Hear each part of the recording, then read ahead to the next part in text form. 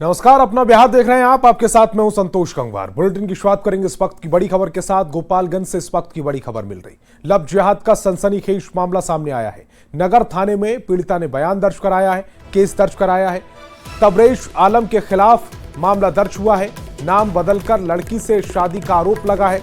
तबरेज आलम समीर शहगल बन गया था। शादी के बाद जबरन धर्म परिवर्तन कराने का दबाव भी डालने का आरोप है। एसपी अवधेश दीक्षित ने एफआईआर दर्ज कर इस बात की पुष्टि की है। तो गोपालगंज से इस वक्त की बड़ी खबर आपको बता रहे हैं गोविंद, हमारे संवाददाता ज्यादा जानकारी के साथ फोन लाइन पर जुड़ रहे हैं। गोविंद, आरोप बहुत बड़े हैं, क्या आरोपी की गिरफ्तारी हुई है?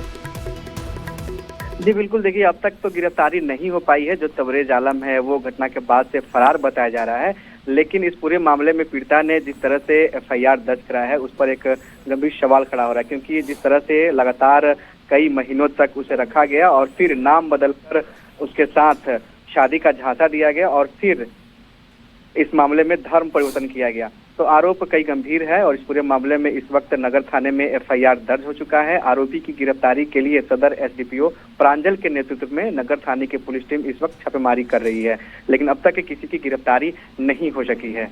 जी, इस पूरे मामले में क्या सिर्फ तबरेज को ही आरोपी बनाया है या कुछ और लोगों के नाम इसमें ऐड कराएं?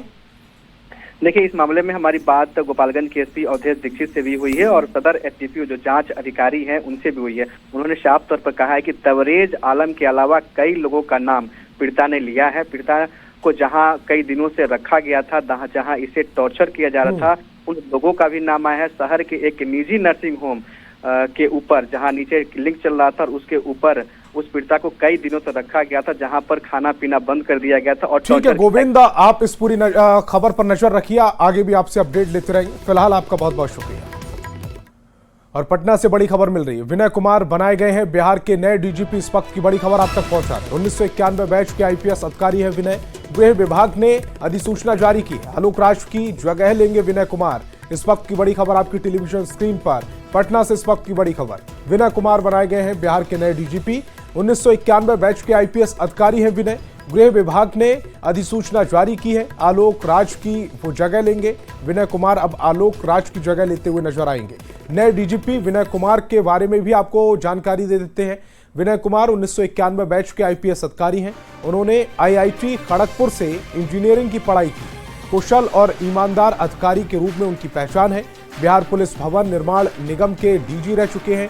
एडीजी लॉ एंड ऑर्डर और एडीजी सीआईडी भी रह चुके हैं। विनय कुमार को रिसर्च के लिए भी जाना जाता है। विनय कुमार सरल और शालीन स्वभाव के व्यक्ति हैं। पटना सिटी में बापू परीक्षा केंद्र पर बीपीएससी 70वीं संयुक्त प्रारंभिक परीक्षा के परीक्षार्थियों ने पेपर लीक होने का आरोप लगाते हुए जमकर हंगामा किया। इस दौरान परीक्षा केंद्र पर ड्यूटी कर रहे असिस्टेंट प्रोफेसर की मौत हो गई। दरअसल हंगामे के दौरान असिस्टेंट प्रोफेसर की तबीयत बिगड़ी थी। प्रशासन की टीम ने प्रोफेसर को इलाज के लिए निजी नर्सिंग होम में भर्ती कराया, लेकिन इलाज के दौरान डॉक्टरों ने उन्हें मृत घोषित कर दिया। मृतक का नाम प्रोफेसर राम इकबाल है, जो अरवल के करपी थाना इलाके के रहने वाले हैं। राम इकबाल सिंह की इनविजिलेटर के तौर पर परीक्षा केंद्र पर तैनाती की गई थी। राम इकबाल सिंह बापू परीक्षा केंद्र के ए ब्लॉक के प्रथम तल पर कमरा नंबर 1 में अपनी ड्यूटी कर रहे थे। दो तस्वीरें इस समय आपकी टेलीविजन स्क्रीन पर है। पहली तस्वीर जब सेंटर के बाहर लोग खड़े हुए और दूसरी तस्वीर जब परीक्षा होने के बाद पेपर को लेकर शिकायत की, लेट लतीफी को लेकर शिकायत की, उसके बाद हंगामा कर रहे हैं छात्र। क्वेश्चन आउट को लेकर हंगामा हुआ और हंगामे के अंतर्गत इनकी तबीयत बिगड़ने लगी। अचानक वहाँ की प्रशासन उठा के इनको बगल के निजी अस्पताल में ले गई। बाद में हम लोग को खबर दिया गया कि आपके परिजन का डेथ हो चुका है। उनका फर्स्ट फ्लोर पे ए ब्लॉक में फर्स्ट फ्लोर पे रूम नंबर 1 में उनका था। किनका क्या नाम था? राम इकबाल सिंह का था ड्यूटी। तो कैसे डेथ किया कुछ? ये तो कुछ बता नहीं सकते हैं हम, इसलिए कि हम भी ड्यूटी में ही थे। परीक्षा चल रहा था बापू सभागार में, उसी क्रम में प्रोफेसर साहब का एकाएक गिर गए। गिरने के बाद वहाँ के जितने पुलिस पदाधिकारी थे उनको टांग करके लेकर सेंट्रल हॉस्पिटल में भर्ती कराए। जाते जाते वो मृत्यु हो गया। क्या नाम था, कहाँ के थे ये? उनका नाम है राम इकबाल सिंह। और बड़ी खबर समस्तीपुर से है, जहां निर्माणाधीन सीमेंट फैक्ट्री में एक मजदूर की मौत के बाद जमकर हंगामा और पथराव की घटना हुई। इस दौरान आक्रोशित मजदूर और स्थानीय लोगों ने तोड़फोड़ की घटना को अंजाम दिया। इस घटना में कई वाहन क्षतिग्रस्त हो गए। घटना समस्तीपुर सदर अनुमंडल क्षेत्र के बगरा थाना क्षेत्र के सारसेना गांव स्थित निर्माणाधीन सीमेंट फैक्ट्री की है। बताया जा रहा है कि ट्रक से सामान को अनलोड किया जा रहा था। इस दौरान ट्रक को पीछे किया गया, जिसमें मजदूर दबकर गंभीर रूप से जख्मी हो गया। समस्तीपुर सदर अस्पताल में मजदूर की मौत हो गई। टिपलर से मतलब गाड़ी खाली होता है, तो ये गाड़ी खाली कर रहा था और ट्रक वाला इसको पर दबा दिया, बैक से दबा गया है। तो दबाने के बाद किसी ने देखा तो हल्ला किया, तो हम लोगों ने गए वहाँ पे, तो देखे तो स्थिति खराब था, सांस चल रहा था, धड़कन चल रहा था, सांस ले रहा था। तो वहाँ से एम्बुलेंस गेट से मंगाकर हॉस्पिटल ले गया। समस्तीपुर सदर हॉस्पिटल में गया तो वहाँ पे रास्ते में ही दम तोड़ दिया। सीमेंट फैक्ट्री में एक लड़का कार्य करते हुए उसका ट्रक से दुर्घटना हो गया है। अच्छा। यही बात अभी पता चला। ये कहाँ का रहने वाले हैं? ये पलामू का है। पलामू के रहने वाले, नाम क्या है इनका? सूर्यकांत कुमार। अगली खबर नवादा से है, जहां आरोपियों ने गोली मारकर युवक की हत्या कर दी। घटना नवीन नगर मोहल्ले की है। अपराधियों ने युवक के सिर में 2 गोली मारी है। युवक सोलू कुमार अतवा गांव का रहने वाला है। शव को कब्जे में लेकर मामले की जांच की जा रही है, छानबीन की जा रही। आशंका जताई जा रही है कि सोलू कुमार की हत्या प्रेम प्रसंग में की गई है। 12 बजे ये नगर थाना को सूचना मिली कि एक व्यक्ति को जो है नवीन नगर में गोली मार के हत्या कर दी है। तुरंत वहाँ पे घटनास्थल पे पुलिस पहुंची। शव को जो है सदर हॉस्पिटल मूव किया गया है। अभी इंक्वेस्ट चल रहा है, जल्द उनका पोस्टमार्टम करा के शव जो है परिवारजन को हैंडओवर कर दिया जाएगा। प्रथम दृष्टि अभी तक कुछ बता नहीं सकते हैं। 2 गोली उनको लगी है, एक सर पे लगी है, दोनों गोली जो है वो मुँह पे ही लगी। और पटना से बड़ी खबर मिल रही, गांधी सेतु और जेपी सेतु पर महायज्ञ। पिछले 3 घंटे से लगातार जाम की स्थिति पैदा हुई है। जाम में फंसी हजारों गाड़ियां, राजधानी पटना तक इसका असर दिख रहा है। ओल्ड बाईपास पर भीषण जाम लगा हुआ है, लोग परेशान दिख रहे हैं। पिछले 3 घंटे से जाम जैसी स्थिति बनी हुई है। गांधी सेतु और जेपी सेतु पर महाजाम लगा हुआ है। इस वक्त की बड़ी खबर आप तक पहुंचा रहे हैं। पिछले 3 घंटे से लगातार जाम जैसी स्थिति है। तस्वीरें भी आप देख पा रहे हैं। जाम में जो गाड़ियां हैं वो फंसी हुई नजर आ रही है। हजारों गाड़ियां जाम में अब फंस चुकी हैं। राजधानी पटना तक इसका असर दिख रहा है। ओल्ड बाईपास पर भी भीषण जाम लगा हुआ है, लोग परेशान हैं। रोहतास से बड़ी खबर मिल रही है। मिड डे मील खाने से 18 बच्चे बीमार हो गए। डेहरी के दहाउर पंचायत के रामगढ़ के प्राथमिक विद्यालय में यह मामला है। फिलहाल सभी बीमार बच्चों को इलाज के लिए डेहरी के अनुमंडल अस्पताल में भर्ती कराया गया। बच्चों ने बताया है कि चावल, छोला और अंडा खाने के बाद उन लोगों की उल्टी होने लगी, जिसके बाद शिक्षकों ने सभी को अस्पताल पहुंचाया। अस्पताल में प्रशासन की टीम भी जांच के लिए पहुंची। सूचना पर बच्चों के अभिभावक भी अस्पताल पहुंच गए। सभी बच्चों की हालत चिंता से बाहर बताई जा रही है। वहीं एमडीएम सप्लाई करने वाले एनजीओ के लोगों से पूछताछ की जा रही है।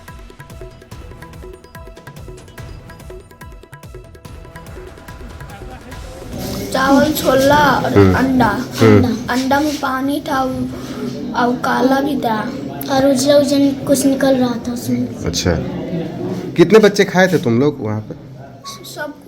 सब कोई? हाँ, एक दो फेंक दिए थे। अच्छा, तो खाने के बाद क्या होने लगा फिर आप लोग को? पेट दर्द, फिर उल्टी। हाँ, उल्टी और पेट दर्द। हाँ। बताया गया है कि मिड डे मील खाने के बाद जो है ना पेन एब्डोमेन का शिकायत है और कुछ बच्चों को उल्टी हुई है और इसके चलते जो है पैनिक हो गया है। ऐसे कंडीशन बच्चे का ठीक है। गोपालगंज पुलिस को बड़ी सफलता हाथ लगी है। पुलिस ने 70 लाख के ब्राउन शुगर के साथ एक तस्कर को गिरफ्तार किया। यह कार्रवाई बरौली थाना क्षेत्र के आलापुर गांव के पास की है। गिरफ्तार तस्कर का नाम बिट्टू दास है, जो बतर देहे गांव के रहने वाले हैं। आरोपी हरियाणा के सामुंदानी में छिपाकर ड्रग्स लाया था और वहीं इस गिरोह में शामिल अन्य तस्करों की तलाश तेजी से की जा रही है। उनको करीब 39 पैकेट जो कि साबुनदानी में रखा हुआ स्मैक मिला है, जिसका कुल वजन करीब 539 ग्राम बताया जा रहा है। इसकी अंतर्राष्ट्रीय बाजार में कीमत करीब 70 लाख के आसपास है। और मधेपुरा से बड़ी खबर मिल रही है, यहां भी नशे के खिलाफ बड़ा एक्शन देखा गया है। पश्चिम बंगाल से स्मैक की बड़ी खेप लेकर मधेपुरा आ रहे 2 ड्रग्स पेडलर को पुलिस ने 12.5 लाख के स्मैक के साथ गिरफ्तार किया। मुखबिर की सूचना के आधार पर कार्रवाई की गई। आरोपियों की पहचान सुमित कुमार और परवेश आलम के रूप में की गई। तलाशी लेने पर इनके पास से 100 ग्राम स्मैक बरामद हुई है। क्रम में जब कर रहे थे तो एक गाड़ी से उतर करके 2 व्यक्ति भागना शुरू किया, तो उसे संदेह के आधार पर पकड़ा गया। उसमें एक व्यक्ति का नाम है सुमित कुमार और दूसरा परवेज आलम।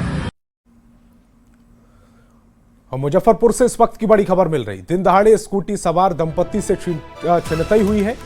दंपत्ति से बदमाशों ने छीने हैं 2.5 लाख रुपए। इस वक्त की बड़ी खबर आपकी टेलीविजन स्क्रीन पर। बदमाशों ने पहले थूक फेंककर शॉल हटवाया, फिर बदमाश पैसों से भरा बैग लेकर फरार हो गए। पुलिस अब सीसीटीवी फुटेज खंगाल रही है।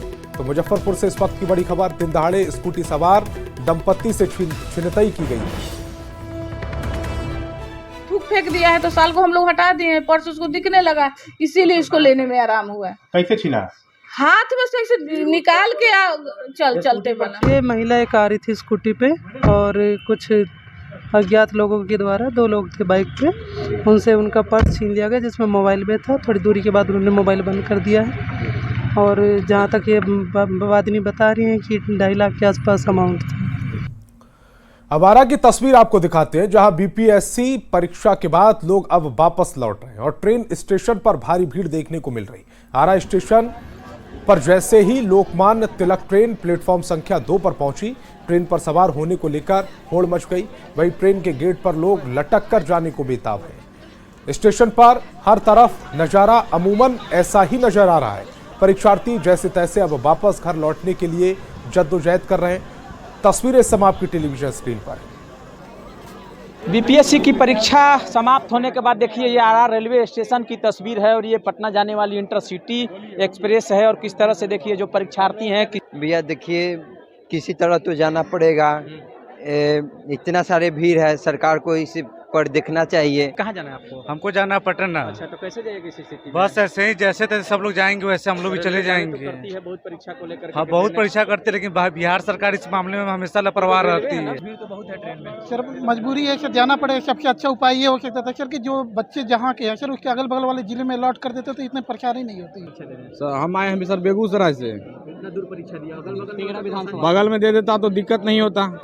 चंदन कुमार, न्यूज 18 भोजपुर। बक्सर में अतिक्रमण हटाने के दौरान एक बैंक की सीढ़ी तोड़े जाने के बाद बैंक कर्मी और बैंक में पहुंचे ग्राहक बुरी तरह से फंस गए। इसके बाद मौके पर पहुंची प्रशासनिक टीम ने जेसीबी की मदद से बैंक के अंदर से ग्राहकों और कर्मचारियों को बाहर निकाला। एक खास रिपोर्ट आपके लिए। बैंक से सीधे जेसीबी पर चढ़ रहे इन लोगों की तस्वीर देखकर आप चौंक जाएंगे। आखिर पहले तले से ये लोग सीढ़ी से न उतरकर जेसीबी पर क्यों चढ़ रहे हैं? दरअसल ये दक्षिण बिहार के ग्रामीण बैंक कर्मचारी और ग्राहक हैं, जिनका रेस्क्यू किया जा रहा है। अतिक्रमण हटाने के दौरान बैंक की सीढ़ी तोड़े जाने के बाद ये लोग बुरी तरह से फंस गए। आप तस्वीरों में देख सकते हैं कि सीढ़ी किस तरह से टूटी पड़ी है, जिसके बाद मौके पर पहुंची प्रशासनिक टीम ने जेसीबी की मदद से बैंक के अंदर से फंसे हुए ग्राहकों और कर्मचारियों को बाहर निकाला।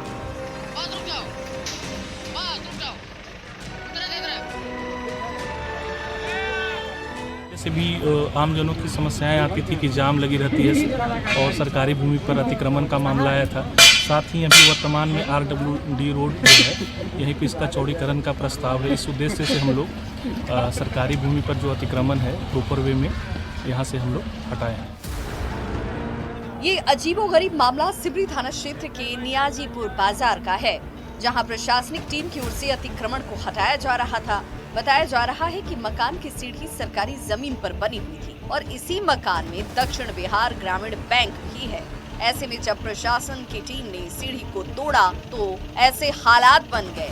सवाल ये कि सीढ़ी तोड़ने से पहले कर्मचारियों और ग्राहकों को बाहर क्यों नहीं निकाला गया, और अगर पहले से सीढ़ी तोड़ने का नोटिस था तो बैंक ने अपने कर्मचारियों और ग्राहकों की सुरक्षा का ख्याल क्यों नहीं किया।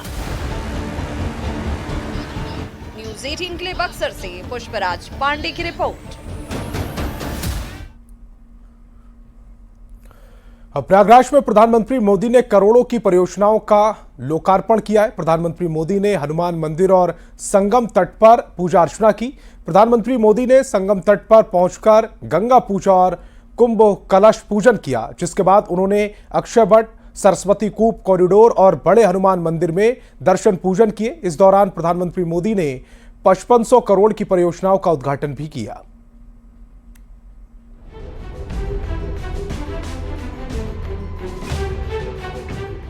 नया नगर बसाने का महाअभियान प्रयागराज की इस धरती पर